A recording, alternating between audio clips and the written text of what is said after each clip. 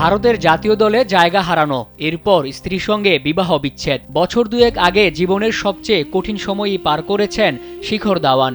2012 সালে আয়েশা মুখার্জির সঙ্গে বিবাহ বন্ধনে আবদ্ধ হন ভারতীয় ওপেনার। তবে মানসিক নির্যাতনের অভিযোগ এনে প্রায় 11 বছরের সম্পর্কের ইতি টানেন। বিচ্ছেদের পর দুঃসহ জীবন থেকে বেরিয়ে নতুন সম্পর্কে জড়ান তারকা ব্যাটার। এবার বন্ধুত্ব থেকে প্রেমের সম্পর্ককে পূর্ণতা দিতে যাচ্ছেন বাঁহাতি ওপেনার। এখন প্রশ্ন, কার সঙ্গে দ্বিতীয়বার বিয়ের পিঁড়িতে বসবেন শিখর? আইরিশ নারী সোফি শাইনির সঙ্গে নতুন জীবন শুরু করবেন ধাওয়ান। দুবাইয়ে শাইনির সঙ্গে বন্ধুত্ব শুরু হয়।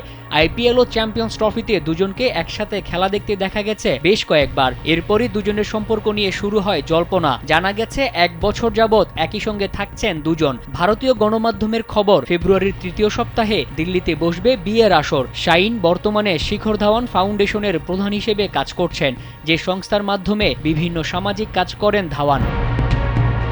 এরই মধ্যে বিয়ের প্রস্তুতি শুরু করেছেন ভারতের অন্যতম সেরা ওপেনার। বিয়েতে হাজির হওয়ার সম্ভাবনা আছে ক্রিকেট ও বলিউড তারকাদের। সম্প্রতি প্রকাশিত হয়েছে ধাওয়ানের আত্মজীবনী the one my life and more. 2004 সালে অনূর্ধ্ব-19 বিশ্বকাপ দিয়ে ক্রিকেট বিশ্বে পরিচিতি পান ধাওয়ান। 2024 সালে সব ধরনের ক্রিকেটকে বিদায় বলেন 39 বছর বয়সী ব্যাটার। শাইনির সাথে এবারের সম্পর্ক কতদূর যায় সেটাই এখন দেখার বিষয়।